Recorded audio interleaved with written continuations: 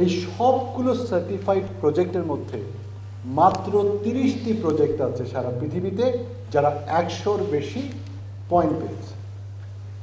এবং এই 100 বেশির পয়েন্টের মধ্যে হ্যামস গার্মেন্টস লিমিটেড 108 পয়েন্ট পেয়েছে, যেটা পৃথিবীতে গত 27 বছরের ইতিহাসে কোনো রেটিং সিস্টেমের কোনো প্রজেক্ট পায়নি। এই লিড 5টি রেটিং সিস্টেম আছে: নতুন building, existing building, homes, neighbourhood এবং ইন্টেরিয়র। এই সব ক্যাটাগরি মিলিয়ে পৃথিবীতে মোট 1,10,774টি প্রজেক্ট সার্টিফিকেট পেয়েছে গতকাল পর্যন্ত। এর মধ্যে রেসিডেন্সিয়াল ভবন আছে 44,144টি, আর কমার্শিয়াল ভবন আছে 66,630টি।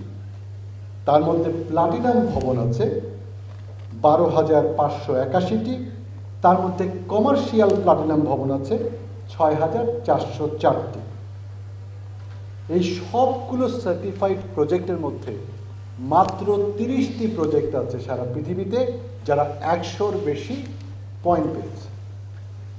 এবং এই 100 বেশির পয়েন্টের মধ্যে হ্যামস গার্মেন্টস লিমিটেড 108 পয়েন্ট পেয়েছে, যেটা পৃথিবীতে গত 27 বছরের ইতিহাসে কোনো রেটিং সিস্টেমের কোনো প্রজেক্ট পায়নি।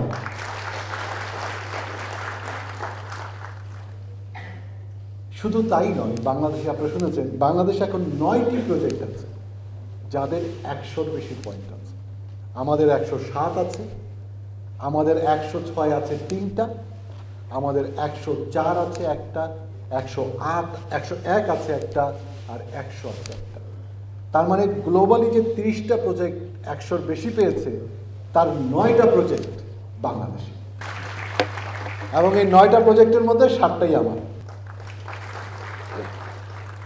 এটা বাংলাদেশের জন্য একটা অর্জন। ইভেন আমরা যদি ইউনিভার্সিটি গ্রিন বিল্ডিং কাউন্সিলের দিকে তাকাই, তারাও আমাদেরকে অ্যাপ্রিসিয়েট করে। এর মধ্যে যে ঘটনাটা ঘটেছে যে আমরা বাংলাদেশে যে গ্রিন বিল্ডিংগুলো করছি, এখন কিন্তু বাংলাদেশে গ্রিন বিল্ডিং করতে বাইরে থেকে কোনো কিছু আনতে হয় না। অনেকগুলো লোকাল প্রোডাক্ট আমরা ইউজিবিসি থেকে অ্যাপ্রুভ করিয়ে নিয়ে আসছি যে এই আমার প্রোডাক্ট, এই তোমার প্রোডাক্টের এফিসিয়েন্সি, এই তার third party certificate, please accept it. তার মানে বাংলাদেশে এখন গ্রিন বিল্ডিং হতে বাইরে থেকে কিচ্ছু আনতে হয় না, কোনো এক্সট্রা টাকা খরচ করতে হয় না। আসলে শুধু প্রোডাক্ট সিলেকশনটা ঠিক মতো করতে হয়। তো এটি একটি বিরাট প্রাপ্তি যে আমরা আমাদের দেশের সব কিছু দিয়ে খুব স্বল্প খরচে গ্রিন বিল্ডিং করতে পারি। আমাদের দিক থেকে বিজিএমইকে বলতে চাই যে আপনারা চাইলে আমরা কিন্তু এই বিষয়গুলো সবাইকে দেখাতে পারি যে পয়সা খরচ না করে কীভাবে গ্রিন বিল্ডিং করা যায়। এবং আমি বাংলাদেশ হিসেবে এই কাজটা করতে চাই যেন আমাদের দেশের ইন্ডাস্ট্রিগুলো আরও বেশি ফরওয়ার্ড হয়। কেমন? এবার আসি যে আমাদের খুব গুরুত্বপূর্ণ একটা বিষয় যে ভার্সন 3 থেকে 5-এ বা 4 থেকে 5-এ যাচ্ছে। 5-এ কিন্তু আপনি সিলভার সার্টিফিকেট পাবেন, প্লাটিনামে যেতে পারবেন না। এটা এত কঠিন। আমরাই করছি, I am part of that committee also. তো যারা 4-এ করতে চান তাদের উচিত হবে তাদের সবগুলো প্রজেক্ট এই জুনের আগে রেজিস্ট্রেশনটা করে ফেলা।